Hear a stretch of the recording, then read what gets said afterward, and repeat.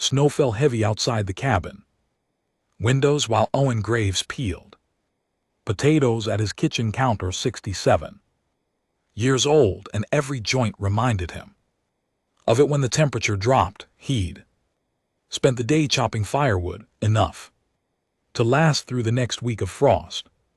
Home's brutal winter. Now he just wanted a quiet meal and maybe a glass of whiskey to mark another year passing.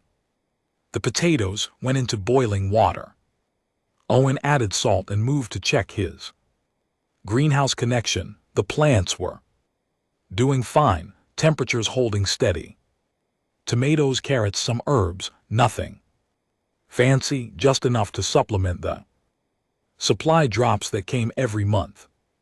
Living alone this far up the mountain meant preparing for everything that he'd chosen. This isolation 15 years ago when he retired. No more patience.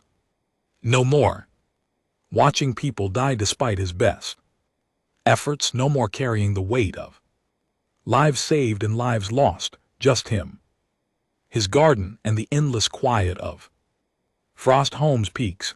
Owen set a single plate on his small table, one fork, one knife, one glass, same as every night. For the past 15 years, outside the wind picked up and howled through the valley. Below, weather reports said the storm would last 3 days, perfect. Nobody would bother making the climb up here in conditions like this. The potatoes boiled while Owen pulled out some dried meat from his storage. He'd learned to make do with simple food. No point in fancy cooking for one person. His hands moved through the familiar routine of meal preparation, muscle memory from decades of field cooking during his military service. 40 years since the frontier wars ended, 40 years since he treated his last battlefield casualty and walked away from medicine entirely. People back in the main colony settlement thought he was crazy for living up here alone. Maybe they were right, but up here nobody needed him. Nobody depended on him. Nobody died because he wasn't fast enough or skilled enough or just plain lucky enough. He sat down with his plate just as the old wall clock showed 11:45. 15 minutes until midnight, until another New Year arrived on Frosto Home. Owen ate slowly, chewing carefully. His teeth weren't what they used to be. The knock came 11:57, not a normal knock. The entire cabin shook. Something massive had struck his reinforced front door, hard enough to rattle the windows in their frames. Owen dropped his fork and stood up fast, old instincts flooding back. His hand went to the drawer where he kept his service pistol. Another impact, harder this time. The door held, but the frame groaned. Owen grabbed the gun and moved toward the entrance. Staying to the side. "I'm armed," he called out. "State your business." No response, just a sound he'd never heard before, a deep rumbling call that seemed to vibrate through the floor. Not human, not any animal he knew from wildlife surveys. At a third strike against the door, but different this time, slower, almost desperate rather than aggressive. Owen's medical training kicked in. Despite himself, he recognized desperation when he heard it. Against every bit of common sense he developed. Living alone, he moved to the door's view panel and looked outside. The creature took up most of his porch. Scales caught the light from his exterior lamp, deep blue and silver, that seemed to shimmer even in the storm. 15 feet tall at least, built like the ancient dragons from Earth legends, but real, solid, and standing in his doorway, wings folded tight against its back and in its front legs cradled carefully, a small bundle wrapped in what looked like thermal blankets. Dragon's eyes met his through the view panel, huge golden eyes that showed intelligence and something else, fear. Pleading, he shifted the bundle slightly, and Owen saw a tiny scaled face, pale and barely moving. A baby. The dragon was carrying a baby. His hands moved too. The door controls before his brain caught up. The medic in him, the part he tried to bury for 15 years, took over completely. That baby was dying. He could see it even from here, the shallow breathing, the wrong color to its scales. The door slid open, cold wind and snow blasted into his cabin. Adult dragon stood there 3 times his size, powerful enough to tear him apart without effort, but it didn't move to attack. Instead, it made a soft, desperate sound and held out the bundle toward him. Owen holstered his pistol. Bring it inside quickly. The dragon understood, or at least recognized the gesture he made. It ducked low and squeezed through his doorway, moving with surprising care to avoid damaging his home. Once inside, it knelt and unwrapped the baby. The hatchling was maybe 2 feet long, scales pale gray instead of the healthy blue of its parent. Its breathing came in short, labored gasps. When Owen moved closer, he could hear a wet rattle in its lungs. He'd heard that sound before. Respiratory infection, severe and getting worse. The mother dragon watched him with those intelligent eyes. She made a questioning sound, soft and afraid. Owen recognized that too. Every parent who'd ever brought a sick child to him had made that exact sound.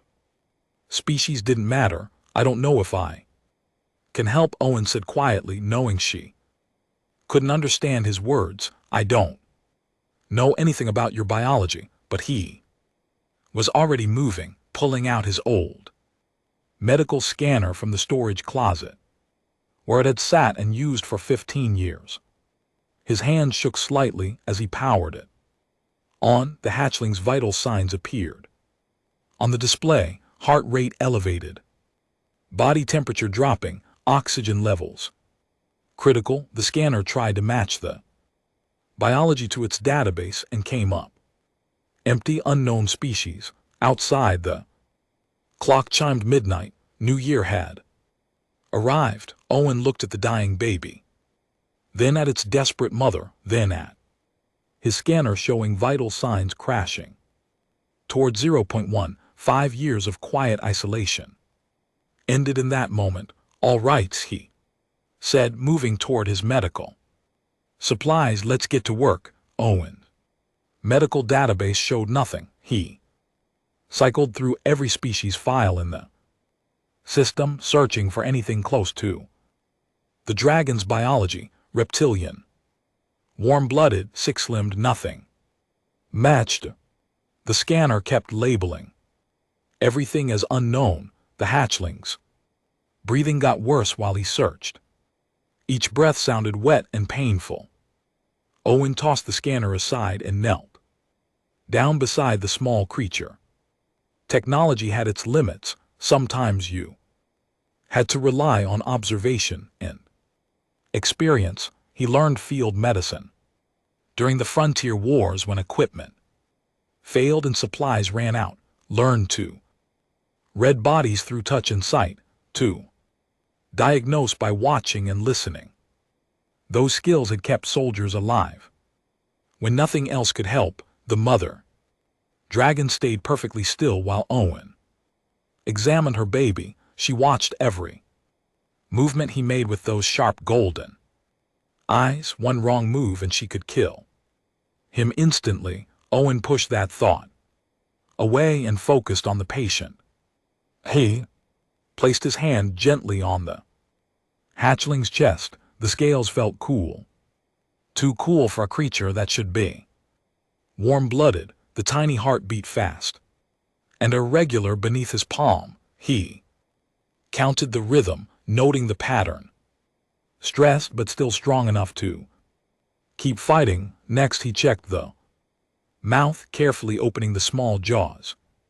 The membranes inside looked pale, almost white instead of healthy pink, sign of poor oxygen circulation. The tongue had a slight blue tint, definitely respiratory. Owen leaned close and listened to the breathing rattle in the upper lungs, worse on the left side. He'd heard similar sounds in human patients with severe pneumonia, fluid build-up, infection spreading through the lung tissue. The mother made a soft, questioning sound. Owen glanced up at her and saw intelligence in those eyes. Saw her trying to understand what he was doing. She wasn't just an animal. This was a thinking, feeling being, watching her child die. Respiratory infection, Owen said, knowing she couldn't understand but needing to talk through it anyway. Probably caught something in this cold climate. Your species isn't built for Frosto's winter. He stood and moved to his medical storage. The supplies hadn't been touched in 15 years, but he'd kept everything sealed and organized, force of habit from his military days. Antibiotics, antivirals, anti-inflammatories, all designed for human biology. Owen pulled out broad-spectrum antibiotics and stared at the bottles. Dosage for humans was clear. For a small reptilian alien, complete guesswork. Too much could poison it, too little wouldn't help at all. The mother shifted closer. Still holding her baby carefully, she tilted her head and made another sound. This one almost like a question. Owen met her eyes and saw the same desperation he'd seen in countless parents during the war. I don't know if this will work, he told her, honestly. I'm going to do my best. He calculated weight ratios, comparing the hatchling size to a human infant. Cut the standard dose by 3/4, then half again to be safe. Mix the antibiotic with sterile water in a syringe. The mother watched closely as he drew up the liquid. When he approached with a needle, she tensed. Her wings shifted slightly, scales along her neck rising in what might be a threat display. Owen stopped and held up his free hand slowly. I need to give this to your baby, he said softly. It might help with the infection. He mimicked an injection motion against his own arm, then pointed to the hatchling. The mother stared at him for a long moment, then incredibly she adjusted her position to give him better access to the small creature. She understood or trusted him, or was desperate enough to try anything. Owen administered the injection quickly and efficiently. The hatchling barely reacted, too weak to struggle. He withdrew the needle and stepped back, giving the mother space. Now came the next problem. The baby's body temperature was dropping. In human patients with severe respiratory infections, maintaining warmth was critical. He needed to create a heated environment, something to keep the hatchling's temperature stable while the antibiotics worked. His emergency shelter equipment sat in a storage locker near the back wall. Owen pulled out the thermal blankets and portable heating units he kept for backup power failures. He cleared space on his large workbench and started building an improvised warming chamber. The mother watched with intense focus. When Owen gestured for her to place the hatchling in the space he'd prepared, she hesitated only briefly before carefully laying her baby down on the thermal blankets. He activated the heating units and adjusted them to a low setting, monitoring the temperature carefully. The hatchling's breathing sounded slightly better in the warmth. Or maybe that was just hope talking. Owen checked His chronometer, 3 hours since midnight. The antibiotics would need time to work. If they worked at all, that he glanced at the mother dragon and noticed something he'd missed before: scars along her flanks, old wounds that had healed poorly, burns on her wing, membranes fighting injuries, maybe, or something worse. She'd been hurt badly at some point and never received proper treatment. Owen pulled over his rolling stool and sat down near the warming chamber. Exhaustion hit him suddenly. He was too old for this, too out of practice. His hands still trembled slightly from the adrenaline. The mother settled onto the floor beside the workbench. She kept one fork extended toward her baby, maintaining contact without disturbing the warming setup. Her eyes never left the small form. Owen recognized that vigil. He'd sat similar watches during the war, stayed beside dying patients through long nights, hoping his treatment would be enough. Sometimes it was, sometimes it wasn't. "Your baby is a fighter," Owen said quietly. "That's good. Fighters have better chances." The mother made a low, rumbling sound, almost like a purr, not threatening, almost comforting, like she was trying to soothe her child even in sleep. An hour passed. The hatchling's breathing remained labored, but didn't get worse. Owen counted that as a small victory. He added moisture to the warming chamber, creating humid air to help with the lung congestion. Another hour. The baby's color looked slightly better, less gray and more of a pale blue. The fever seemed to be rising, though body fighting the infection. Owen prepared a cooling cloth and gently placed it on a hatchling's head. The mother watched but didn't interfere. She decided to trust him completely. Dawn light started filtering through the cabin windows. The storm outside had intensified, wind screaming around the mountain peak. They were isolated up here, cut off from any help. Just an old medic, a desperate alien mother, and a dying baby. The hatchling suddenly convulsed. The hatchling's entire body went rigid, its back arched and legs kicked out in violent spasms. Owen lunged forward, hands moving on pure instinct. He needed to keep the baby from hurting itself, needed to protect its airway. The mother released a sound that shook the entire cabin. Not a roar, something worse, a cry of pure anguish that made Owen's bones ache. She started to reach for her child but stopped herself, seeming to understand that Owen needed space to work. Seizure. The fever had spiked too high too fast. Owen grabbed his scanner with one hand while using the other to gently turn the hatchling on its side. The temperature reading confirmed his fear. Critical levels. The small body was cooking itself, trying to fight the infection. That he'd seen this before during the war. Young soldiers with severe infections, bodies overreacting to the treatment. Sometimes the cure triggered a worse crisis than the disease itself. Owen's hands moved through remembered procedures, even as his mind raced through options. Ice. He needed to cool the baby down immediately. Owen ran to his kitchen and yanked open his freezer. He dumped ice into a bowl and rushed back. The mother watched with those huge eyes as he began placing ice packs around her baby's small form, careful to avoid direct contact with the skin, but close enough to draw heat away. Convulsions continued.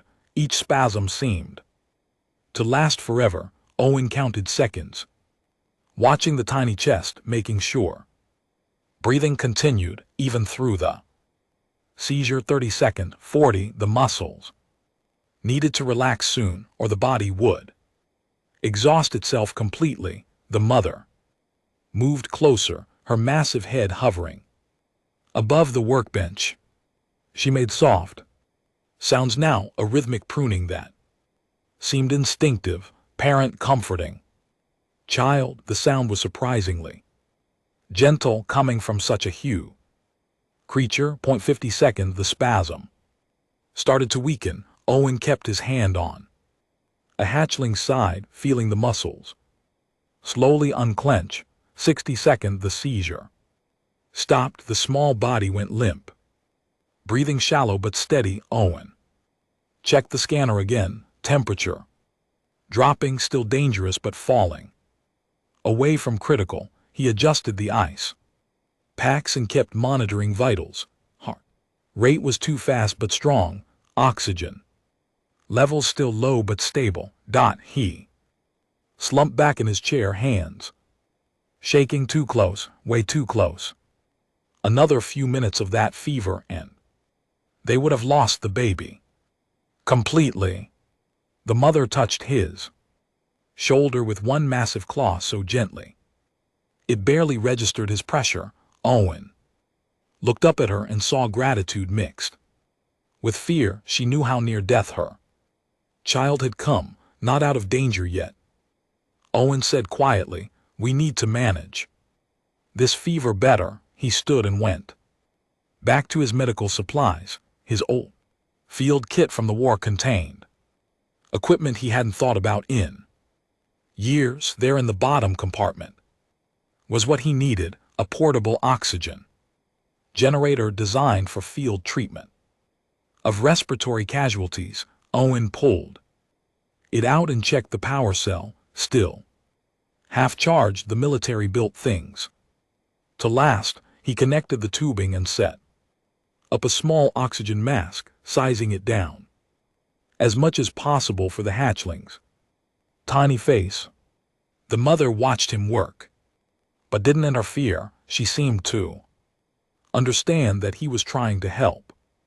When he gently placed the mask over her baby's snout and mouth, she leaned in close and made a questioning sound. "Oxygen," Owen explained, pointing to the machine. "Help it breathe easier while the lungs heal." The hatchling's breathing did improve slightly with the supplemental oxygen. The wet rattle lessened just a bit. Owen watched the monitor and allowed himself a small hope that they were finally moving in the right direction. He thought back to the frontier wars, to a young soldier named Davis who'd come down with a severe respiratory infection during a desert campaign. They'd been cut off from proper medical facilities, surrounded by enemy forces. Owen had kept that kid alive for 6 days using nothing but field supplies and stubborn determination.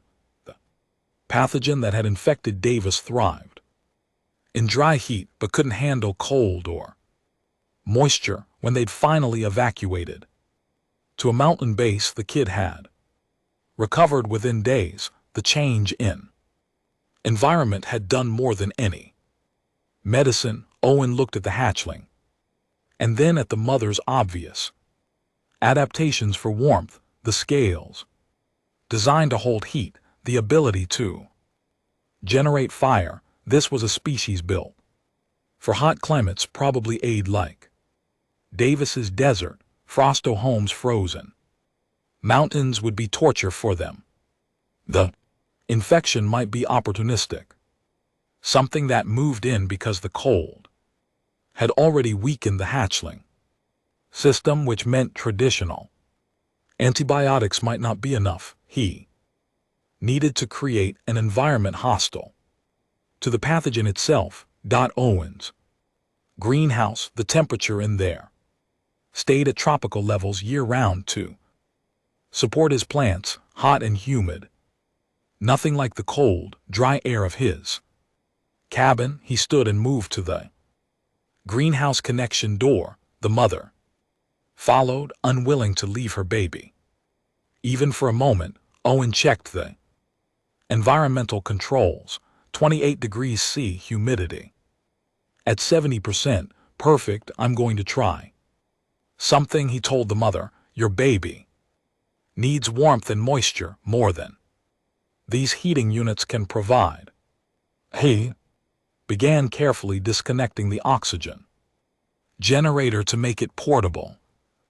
Mother watched closely and then, without prompting, gently lifted her hatchling.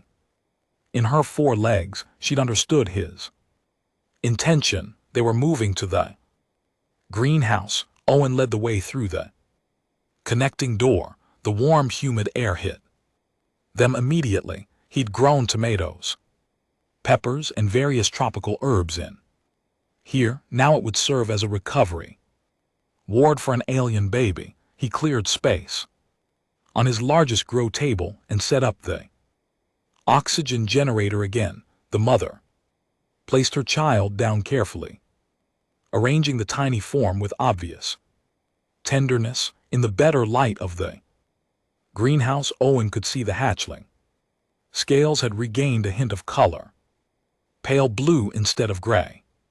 Owen created a steam treatment using mineral supplements from his plant nutrients. He'd used similar approaches for Davis, helping break up lung congestion. He set the mist generator near the hatchling and adjusted the flow. An hour passed. Then another. The baby's breathing gradually smoothed out. The wet rattle faded. Color continued to improve. The fever stabilized at lower levels. The mother never left her child's side. She made those soft crooning sounds continuously, sometimes touching the small form with gentle claws. Owen found himself moved by the obvious love. Every gesture, memories surfaced that he'd buried for years. The soldiers he'd saved, the ones he'd lost, the weight of all those lives that had depended on his skill. He'd run from that weight, hidden from it in this isolated mountain cabin. But watching this mother's desperate love for her child, Owen remembered why he'd become a medic in the first place. Not for glory or recognition, from moments like this, for the chance to fight death, and sometimes when dawnlight filled the greenhouse through the glass panels, the storm outside had calmed to light snow. Owen checked the hatchling's vitals one more time. Breathing steady, temperature stable, oxygen levels improving. The crisis had passed. Owen stepped outside his cabin for the first time since the dragon mother had arrived. He needed firewood from a storage shed and wanted to check the storm damage. Dawn had fully broken now, pale winter light reflecting off fresh snow point. 3 massive shapes circled overhead that he froze, hand instinctively moving toward his pistol. More dragons, each one as large as the mother inside his greenhouse. They spiraled down through the cold air with surprising grace for creatures so huge. The first landed 20 ft from his door, claws digging into the snow. Deep emerald scales covered its body. The second touched down beside it, dark red with gold highlights. The third, slightly smaller but still enormous, settled on his roof with a heavy thud that made the whole cabin shake. Owen's hard-murdered one dragon he could maybe understand as a desperate parent. 3 more suggested something organized, something planned. He pulled his pistol and held it low, not pointing but ready. The emerald dragon moved forward slowly. It carried something in its 4 legs, bundles wrapped in what looked like woven plant fiber. The creature stopped 10 ft away and carefully placed the bundles on the ground, then backed up several steps. The red dragon approached next, also carrying supplies. It added its bundles to the growing pile and retreated. The one on the roof launched itself, circled once, and dropped a larger package that landed with a soft thump in the snow. None of them made threatening moves, no aggressive postures, no signs of attack. They were bringing gifts. The cabin door opened behind Owen. The mother dragon emerged, moving carefully to avoid damaging his door frame. She called out to the others, a series of complex sounds that range from low rumbles to higher chirps. The three newcomers responded. A conversation. Owen realized they were actually talking to each other. This wasn't animal intelligence. These were people. That he lowered his pistol slowly and approached the bundles. The mother made an encouraging sound, so he knelt and opened the first package. Inside were plants he'd never seen before, thick leaves with a waxy coating, roots that still had soil clinging to them, seed pods in various colors. The second bundle contained minerals, crystalline structures in blues and greens, metallic ores, and something that looked like volcanic glass, medical compounds maybe, or nutritional supplements for their species. The largest package held what appeared to be preserved food, dried meat from some alien animal, fruits that sparkled with frost, nuts or seeds packed carefully in layers. Owen looked up at the four dragons watching him. They brought supplies for their hatchling, medical treatments from their own knowledge, food to sustain the mother while she stayed with her baby. They were trying to help in the only way they knew how. The mother moved to his side and gently touched one of the plants. She made a specific sound, then mimicked eating. Message clear: this plant was medicinal, meant to be consumed. Owen stood and gestured toward his cabin. Come inside. All of you. If we're doing this, we're doing it properly. Getting four dragons into his cabin proved challenging.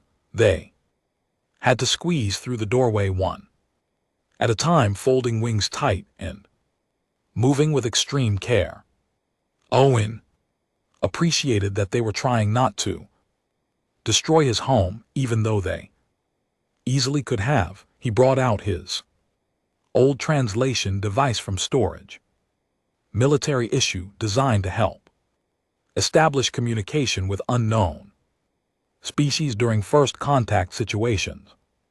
The frontier wars had involved dozens of alien encounters, some peaceful, some not. This device had helped bridge gaps.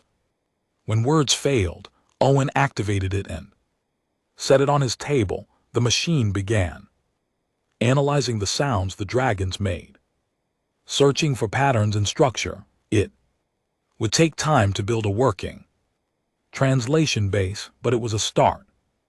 The emerald dragon approached the device and examined it closely. Then it made a deliberate series of sounds, varying pitch and rhythm, like it was testing the machine. Smart, it understood what the device was for and was trying to help it learn. Over the next hour, Owen worked with all four dragons. They would point to objects and make sounds. The machine recorded and categorized: chair, table, water, food, heat, cold. Basic vocabulary started forming. The mother led him to the greenhouse to check on a hatchling. The baby was sleeping peacefully now, breathing steady and even. Its scales had brightened to a healthy pale blue, still weak, still recovering, but alive and improving. She made a sound that the translator labeled as inquiry. Owen pulled up the hatchling's vital signs on a scanner and showed her the display. He pointed to the improving numbers, then gave a thumbs-up gesture. The mother touched his shoulder again with that same gentle pressure. The translator chimed, "Gratitude, thank you, you're welcome," Owen said softly. The red dragon entered the greenhouse carrying some of the plants they brought. It set them down and began organizing them, separating them into different groups. The Emerald one joined in, and together they seemed to be creating categories. Owen watched with growing fascination. They were sharing their medical knowledge with him, showing him which plants treated what conditions. The translator picked up fragments: fever reducer, L pain relief, immune boost. They spent hours exchanging information. Owen explained basic human medical principles through gestures and simple words the translator had learned. The dragons demonstrated their natural healing methods, showing him how they prepared medicines from plants and minerals. The smallest dragon, the one that had landed on his roof, approached with something new. Flat piece of what looked like treated leather. It had markings on it, symbols arranged in patterns. The dragon made sounds while pointing to different symbols. The translator worked hard on this one. Finally, a partial translation came through. Story, history, legend. The dragon was trying to tell him something important. It pointed to a symbol that looked like a simplified human figure, then made specific sounds. The translator chimed again with a phrase that made Owen's breath catch. Soft healers. The dragon repeated the sounds and pointed to Owen. Then it gestured to all the humans in the symbol. Writing. The translator refined its reading. The soft healers, ancient story, legend, truth. Owen stared at the marking. You know about humans, you've heard of us. The dragon made confirming sounds. It showed more symbols. Humans staying behind in battles to help the injured, humans sharing medicine with species they just met. Stories that it spread across the galaxy, becoming legends among various species. Dragons called humans the soft healers because no other race in known space had ever made compassion and medical care such a fundamental part of their identity. Even in war, even against enemies, humans try to save lives. Owen had never thought his service meant anything beyond his unit, just doing his job. He'd always told himself nothing special, but these dragons had traveled across space, carrying stories about humans like him, legends built on thousands of medics and doctors who'd chosen to help anyone who needed it.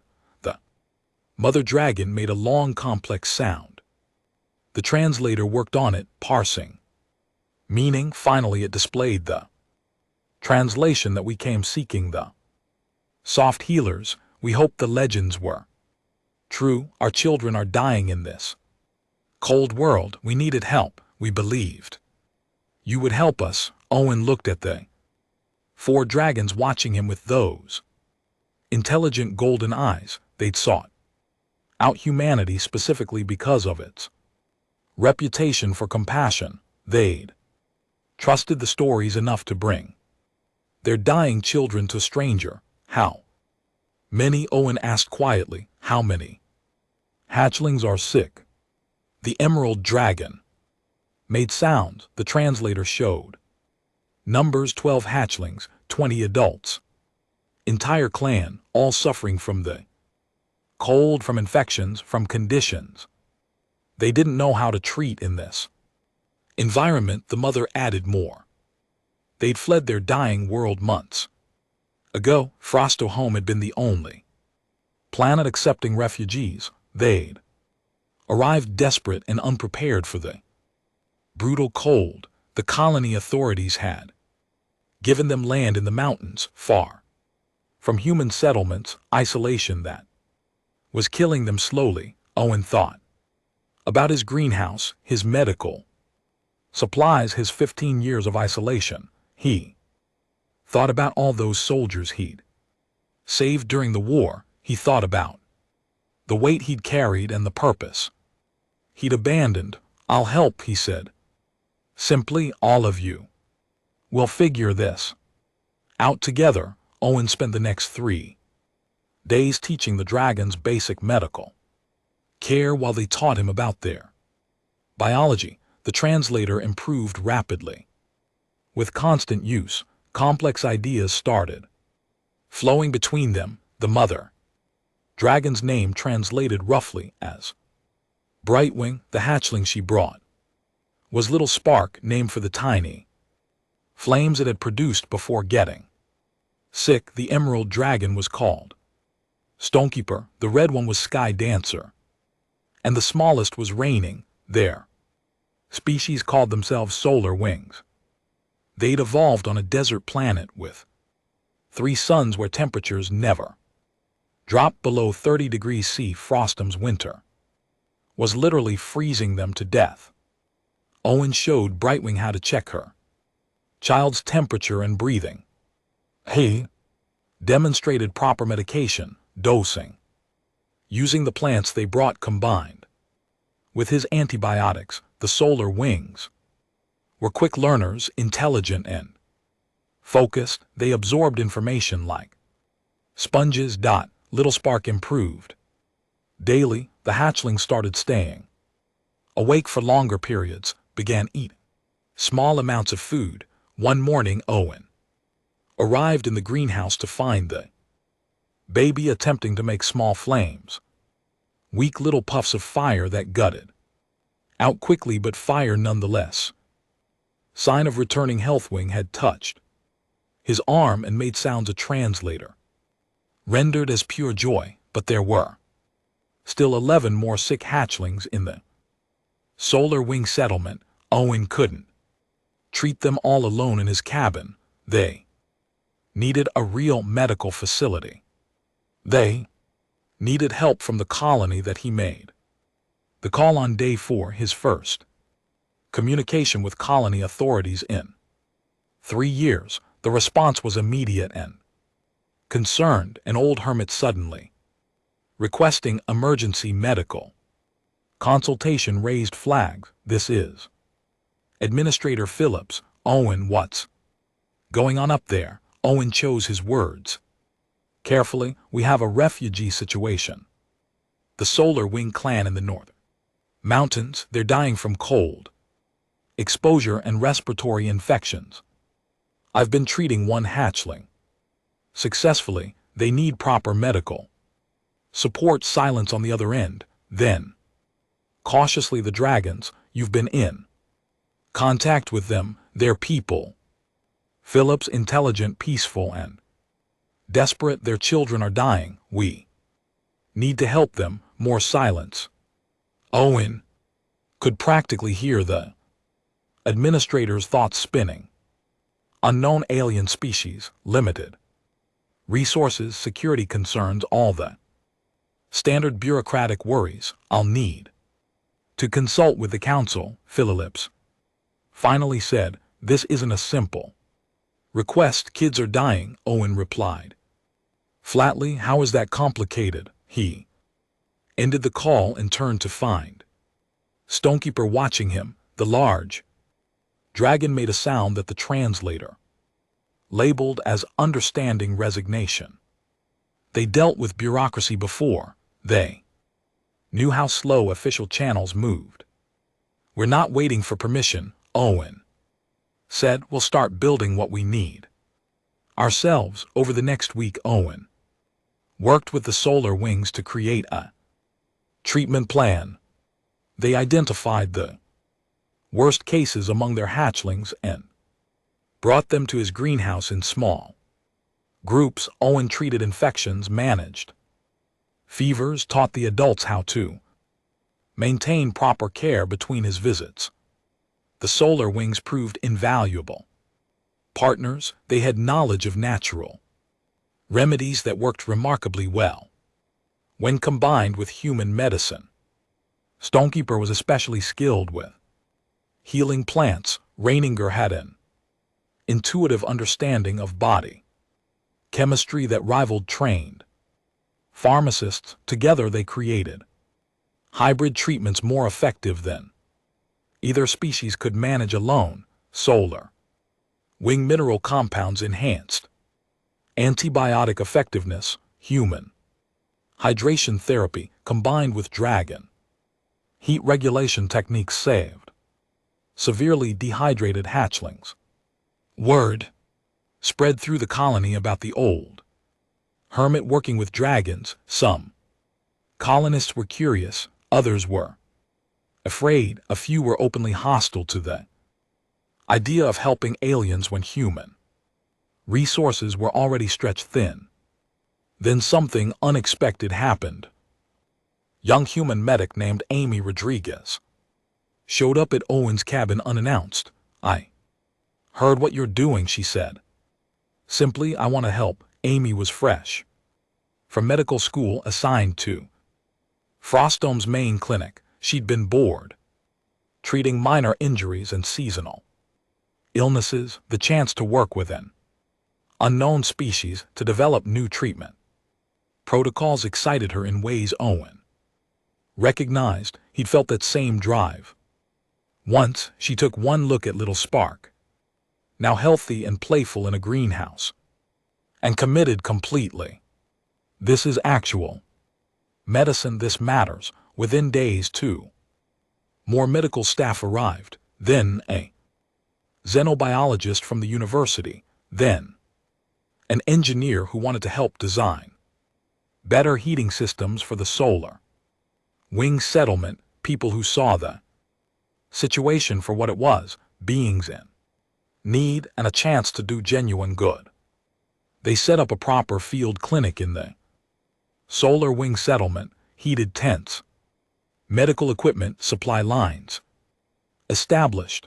The dragons provided labor and materials while humans brought technical knowledge and medicine. Owen found himself teaching again, something he'd sworn he'd never do. But watching Amy learned to read solar wing vital signs, seeing the engineer work with Stonekeeper to design efficient heating solutions. He felt something he hadn't experienced in 15 years.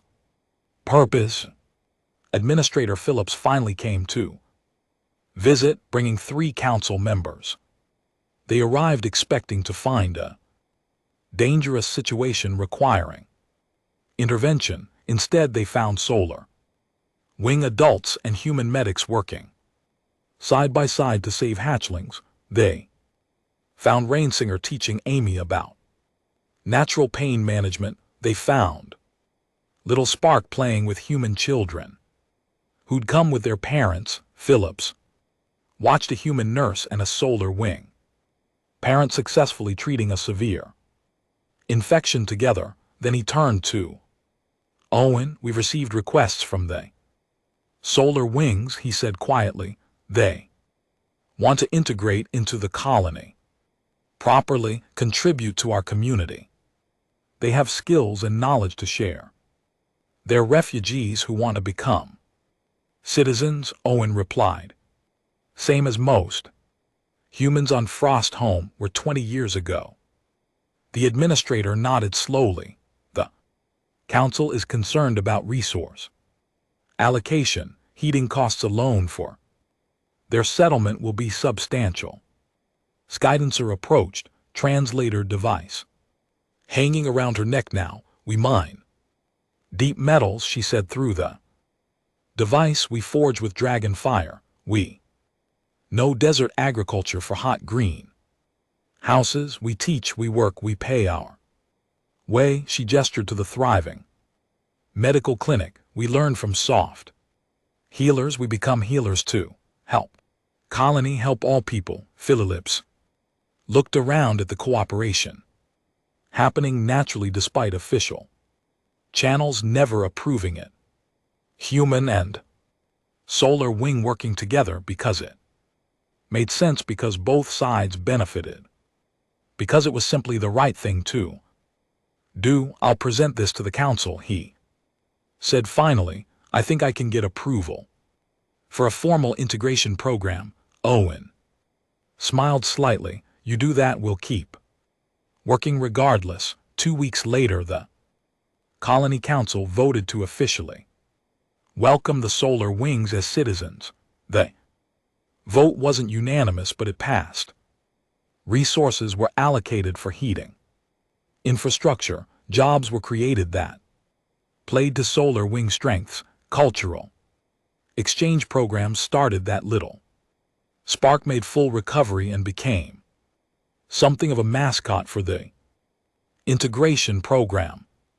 The hatchling could often be found in the medical clinic, playing with equipment under Brightwing's watchful eye while Amy taught a class on cross-species medicine.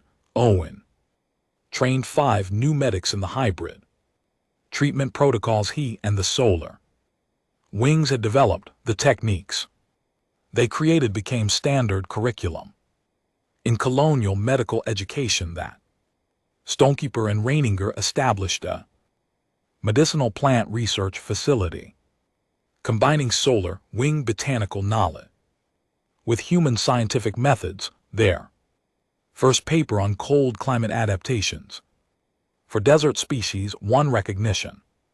Across multiple systems, the isolated hermit's cabin became a symbol of something larger, the place where 2 species had learned to help each other, where old stories about soft healers proved true, where one desperate mother's trust had built a bridge between worlds. 6 months after that first desperate knock on his door, Owen stood in the main colony plaza, watching fireworks celebrate Integration Day. Humans and Solar Wings had worked together to create this festival, marking the official acceptance of the Dragon Clan into Frostdome society. Little Spark sat beside him, now the size of a large dog and healthy enough to generate steady flames. The young dragon watched the fireworks with obvious delight, occasionally adding small puffs of colored fire to the display. Human children sat nearby, completely comfortable with their dragon friend. That Brightwing landed gracefully in the plaza, returning from a patrol flight. The Solar Wings had taken on aerial monitoring duties for the colony, their natural flight abilities making them perfect for mountain search and rescue operations. She just completed training as a certified emergency responder. She approached Owen and touched his shoulder in the gesture that had become familiar between them. The translator, now small elegant device, rendered her words clearly. Thank you for saving my child. Thank you for saving all of us. Owen shook his head. You saved yourselves. I just provided some medicine and a warm greenhouse. You provided hope. Brightwing replied. You prove the legends true. Soft healers are real. The medical clinic they built together now stood at the edge of the plaza, a permanent structure combining human technology with Solar Wing architectural knowledge. The building could handle both species' needs, temperature control zones for each, equipment designed for different physiologies. Amy Rodriguez had become the clinic's director. She emerged now, laughing as Rain Singer followed her, carrying supplies. The two had formed a close working relationship, publishing 3 papers on cross-species medicine. In the past 4 months, Stonekeeper ran the expanded greenhouse facility that now supplied both human and Solar Wing food needs. The dragon had proven to have remarkable agricultural skills. Yields had increased 40% under his management, and he developed cold-resistant variants of several soloing food plants. Skydancer worked in the colony's metalworking facility, where dragon fire proved invaluable for specialized forging. She trained 6 human apprentices in techniques her species had perfected over millennia. The quality of tools and equipment coming out of that facility now exceeded anything they'd previously produced. Solar Wings weren't refugees anymore. They were citizens, contributors, friends that Owen's cabin remained. Unchanged, still his quiet retreat. The mountains, but he spent most of his time now in the medical clinic, teaching and treating patients of both species. The isolation he'd craved for 15 years felt empty now. He'd remembered what it meant to be part of something larger than himself, that a group of young medics approached, both human and solar wing. They formed the first mixed species medical team in colonial history. Owen had trained all of them personally over the past months. Dr. Graves, one of the human students, said, "We were wondering if you'd supervise a research project on respiratory adaptations." A Solar Wings student added, "We want to develop protocols for treating cold-related illnesses in desert species, prevent what happened to Little Spark from happening to others." Owen felt pride surge through him. These students weren't just learning medicine. They were thinking about how to help entire populations, how to prevent suffering before it started. That was the mark of real healers. "Send me your proposal," he said. "We'll review it." Together, the students thanked him and moved off, already discussing their ideas enthusiastically. Owen watched them go and smiled. The future of medicine on Frost Home was in good hands. Administrator Phillips appeared beside him, watching the fireworks. "Council meeting next week," he said. "We've received inquiries from 2 other refugee species asking about settlement on Frosto. Word spreading about how we handled the Solar Wings." "More refugees?" Owen asked. "Different biology, different needs, but they've heard about the soft healers. They know humans have a reputation for helping anyone who needs it." Phillips glanced at Owen. "The council wants her input on medical feasibility." Owen thought about his quiet retirement, his years of isolation. Then he looked at Little Spark playing with human children, at Brightwing coordinating with human rescue teams, at the thriving clinic where 2 species work together to heal anyone who came through the doors. "I'll review their medical profiles," he said. "If they need help, we'll find a way to provide it." Phillips nodded. "I thought you'd say that. The soft healer reputation isn't just legend, is it? It's just who you people are. It's who anyone should be." Owen replied quietly. The fireworks reached their finale. Brilliant explosions of color filling the night sky. Solar Wings flew through the display, adding dragon fire to create patterns impossible with human fireworks alone. Children of both species cheered together. The Little Spark launched into the air for the first time, wings finally strong enough for sustained flight. The young dragon circled the plaza once, then released a stream of bright blue flame that traced through the smoke. Perfect control, beautiful execution. That Brightwing made a sound of pure maternal pride. Owen understood the feeling. He felt it, too, watching all these students he'd trained, seeing the community they were building together. Amy joined him, holding a tablet with patient notes.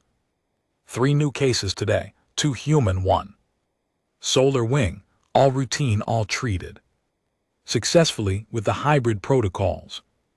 "Good," Owen said. "How's your research coming?" "We're ready to publish Stonekeeper's plant compounds combined with human synthetic antibiotics show 93% effectiveness rate against respiratory infections in both species." Owen took the tablet and reviewed the data. "Solid work, the kind of Breakthrough that would help countless patients across multiple worlds. This was medicine at its best, bringing together different knowledge systems to create something better than either could achieve alone. Publish it, he said. Make sure both our names and Stonekeepers are on the paper as equal authors. Amy smiled. Already done. The celebration continued around them. Humans and soloing, sharing food, sharing stories, sharing their lives. It wasn't perfect. There were still challenges, still cultural differences to navigate, still practical problems to solve, but they were solving them together. Owen thought back to that New Year's Eve 6 months ago. He'd been preparing for another year of isolation, another year of hiding from his purpose. Then a desperate mother had knocked on his door, carrying her dying child, trusting in legends about humans who helped anyone in need. That knock had changed everything. Teed learned that running from purpose didn't make it go away, that the weight of caring for others was heavy but meaningful, that sometimes the quietest ending was really just the beginning of something better. That little spark landed beside him and made happy chirping sounds. The young dragon had started learning human language, though pronunciation was still difficult. What came out was something like Happy New Year. Owen laughed and scratched the dragon's scales gently. Happy New Year, little spark. Around them, humans and solar wings counted down together to mark the turning of a year. Different voices, different languages, same moment of celebration and hope. The count reached 0. Cheers erupted, fireworks exploded. Overhead, dragon fire and human technology combined in the sky to create beauty neither species could achieve alone. Owen looked at his hands, the same hand that had treated soldiers 40 years ago, the same hand that had saved little Spark's life 6 months ago, same hands that would continue healing anyone who needed help. He'd thought his story was over when he retired to that mountain cabin. Turned out it was just beginning. The old war medic had expected a silent new year. Instead, he'd found family, purpose, and a future worth building. Sometimes the best things in life arrive when you least expect them.